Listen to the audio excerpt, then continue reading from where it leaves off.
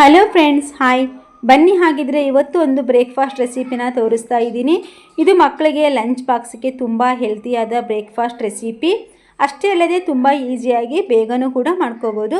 ಒಂದು ಕಡಾಯಿಗೆ ಒಂದು ಸ್ವಲ್ಪ ಎಣ್ಣೆ ಹಾಕಿ, ಸಾಸಿವೆ 1 ಟೇಬಲ್ ಟೀ ಸ್ಪೂನಷ್ಟು, 2 ಟೇಬಲ್ ಟೀ ಸ್ಪೂನಷ್ಟು ಜೀರಿಗೆ, ಕರಿಬೇವಿನ ಸೊಪ್ಪು, ಕೊತ್ತಂಬರಿ ಸೊಪ್ಪು, ಹಾಗೆ ಸಬ್ಬಸಿಗೆ ಸೊಪ್ಪು, ಚಿಕ್ಕದಾಗಿ ಹೆಚ್ಚಿದಂತಹ ಮೆಂತ್ಯ ಸೊಪ್ಪು ಇವೆಲ್ಲವನ್ನು ಹಾಕಿಬಿಟ್ಟು ಒಂದು ಸ್ವಲ್ಪ ಕಡಾಯಿಯಲ್ಲಿ ಬಾಡಿಸ್ಕೊಂಡ್ಬಿಡೋಣ. ಇದೆಲ್ಲ ಬಾಡಾದಮೇಲೆ ಇದಕ್ಕೆ ನಾವು ಯಾವ ಅಳತೆಯಲ್ಲಿ ರವೆನ ತೊಗೊಂಡಿರ್ತೀವೋ ಅದೇ ಅಳತೆಯ 2 ಪಟ್ಟು ನೀರನ್ನು ಹಾಕಿಬಿಟ್ಟು ಇದನ್ನು ಕುದಿಸ್ಕೋಬೇಕಾಗುತ್ತೆ.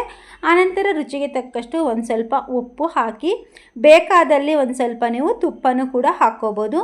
ನಾನು ಈ ರವೆನ ರೇಷನ್ ಅಕ್ಕಿನ ವಾಶ್ ಮಾಡಿ 1-2 ದಿನ ಬಿಸಿಲಲ್ಲಿ ಒಣಗಿಸಿ ಅದನ್ನು ರವೆ ಮಾಡಿ ಇಟ್ಟಿದ್ದೆ ಮಿಕ್ಸಿಯಲ್ಲಿ. ಅಥವಾ ನೀವು ಇದಕ್ಕೂ ಕೂಡ ಗಿರಣಿಗೂ ಕೂಡ ಕೊಟ್ಟು ಇದನ್ನು ನೀವು ರವೆ ಒಡಿಸಿ ಇಟ್ಕೋಬೋದು.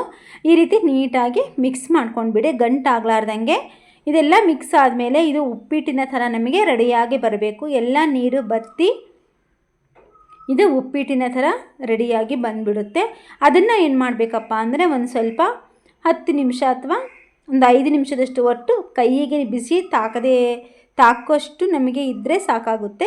ಅದನ್ನು ಒಂದು ತಟ್ಟೆಯಲ್ಲಿ ಹಾಕಿಬಿಟ್ಟು ನೀಟಾಗಿ ಈ ರೀತಿ ನಾದಿ ತಕ್ಕೊಳ್ಳಿ. ಇದರಲ್ಲಿ ಈ ಹಂತದಲ್ಲಿ ನಮಗೆ ಗಂಟುಗಳಿದ್ದರೆ ಸ್ವಲ್ಪ ಕೈಯಿಂದ ಒಡೆದು ತೆಕ್ಕೊಂಡ್ರೆ ಚೆನ್ನಾಗಿ ಬಂದುಬಿಡುತ್ತೆ.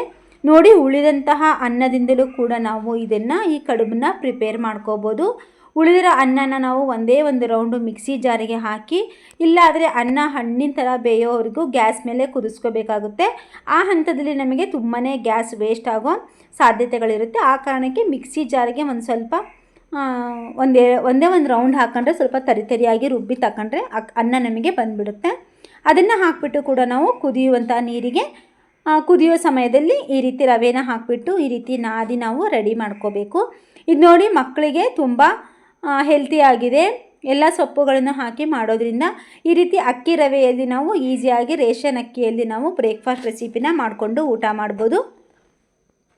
ಮಾಮೂಲಾಗಿ ಕಡುಬು ಮಾಡುವಾಗ ಕೆಲವೊಬ್ಬರಿಗೆ ಸರಿಯಾಗಿ ಬರೋದಿಲ್ಲ ಅಥವಾ ರವೆ ಬೇಯೋದಿಲ್ಲ ಅನ್ನೋ ಭಯ ಇರುತ್ತೆ ಅಲ್ವಾ. ಅದಕ್ಕೆ ನಾವು ಈ ರೀತಿ ಉಪ್ಪಿಟ್ಟಿನ ಥರ ಒಗ್ಗರಣೆ ಹಾಕ್ಕೊಂಡ್ಬಿಟ್ಟು ಈ ರೀತಿ ನಾದಿ ನಮಗೆ ಯಾವ ಶೇಪಲ್ಲಿ ಬೇಕೋ ಆ ಶೇಪಲ್ಲಿ ನಾವು ಕಡುಬನ್ನು ಮಾಡಿ ಮಕ್ಕಳಿಗೆ ಕಟ್ಬೋದು. ಫ್ರೆಂಡ್ಸ್ ನೋಡಿ, ನಾವು ಈ ರೀತಿ ನಾದಿರ್ತೀವಲ್ಲ, ಇದನ್ನು ಕೂಡ ನಾವು ಹಾಗೆ ಬಿಟ್ಕೊಂಡ್ಬಿಟ್ಟು ಸ್ಟಿಮ್ ಮಾಡ್ಕೋಬೋದು. ಸ್ಟಿಮ್ ಮಾಡಾದಮೇಲೆ ಇದನ್ನು ನಾವು ದಾರದಿಂದ ನೀಟಾಗಿ ಕಟ್ ಮಾಡಿ ತಗೊಂಡ್ಬಿಟ್ರು ಕೂಡ ನಮಗೆ ಕಡುಬು ತುಂಬ ಚೆನ್ನಾಗಿ ಶೇಪಲ್ಲಿ ಬಂದುಬಿಡುತ್ತೆ. ಇದು ತುಂಬ ಈಸಿಯಾಗಿ ಬೇಗ ಆಗಿಬಿಡುತ್ತೆ. ದಾರದಲ್ಲಿ ದಾರನ ಕಟ್ಬಿಟ್ಟು ಕಟ್ ಮಾಡಿಕೊಂಡ್ರೆ ನಮಗೆ ಒಂದೇ ಅಳತೆಯಲ್ಲಿ ತುಂಬ ಚೆನ್ನಾಗಿ ಬರುತ್ತೆ. ನಾನು 2 ಥರದ್ದು ಕಡುಬು ಮಾಡಿ ತೋರಿಸ್ತಾ ಇದ್ದೀನಿ. ಬಟ್ಲು ಕಡುಬು ಮಾಡ್ತಾ ಇದ್ದೀನಿ, ಹಾಗೆ ಇಡ್ಲಿ ಶೇಪಲ್ಲಿ ಕೂಡ ತಟ್ಟಿ ನೀವು ಕಡುಬನ್ನ ಮಾಡ್ಕೋಬೋದು. ಹಾಗೆ ಕಟ್ ಮಾಡೋದು ಕೂಡ ತೋರಿಸ್ತಾ ಇದ್ದೀನಿ. ವಿಡಿಯೋನ ಕೊನೆಯ ತನಕ ನೋಡಿ. ತುಂಬ ಹೆಲ್ತಿಯಾದ ಬ್ರೇಕ್ಫಾಸ್ಟ್ ರೆಸಿಪಿ. ಇದನ್ನು ಎಲ್ಲರೂ ಮಾಡಿರ್ತೀರ, ಪ್ರಯತ್ನ ಪಟ್ಟಿರ್ತೀರ. ಕೆಲವೊಂದು ಸರಿ ಬಂದಿರಲ್ಲ, ಕೆಲವೊಂದು ಸರಿ ಒಡೆದೋಗಿರುತ್ತೆ.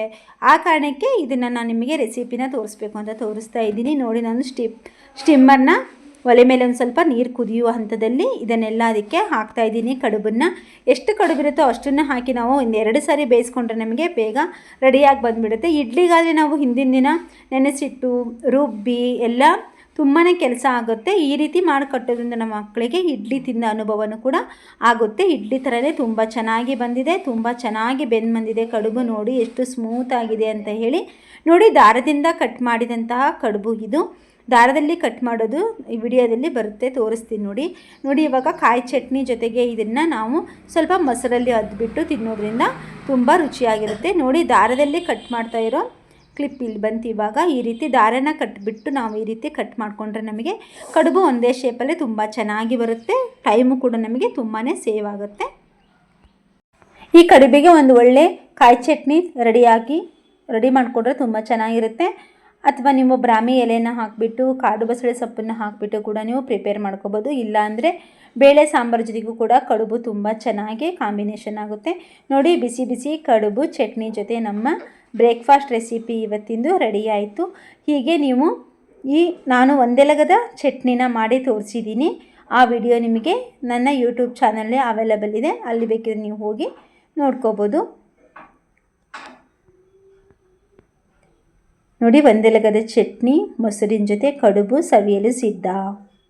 ನಿಮಗೆ ಈ ವಿಡಿಯೋ ಇಷ್ಟವಾದಲ್ಲಿ ಒಂದು ಲೈಕ್ ಮಾಡಿ, ಹಾಗೆ ನಿಮ್ಮ ಫ್ಯಾಮಿಲಿ ಆ್ಯಂಡ್ ಫ್ರೆಂಡ್ಸ್ಗೂ ಶೇರ್ ಮಾಡಿ, ಮತ್ತು ಬೆಲ್ ಐಕಾನನ್ನು ಒತ್ತೋದನ್ನು ಮರಿಬೇಡಿ. ನಾ ಹಾಕೋ ಮೊದಲ ವಿಡಿಯೋ ನೋಟಿಫಿಕೇಷನ್ ನಿಮಗೆ ತಲುಪಲಿಕ್ಕೆ ಸಹಾಯ ಆಗುತ್ತೆ.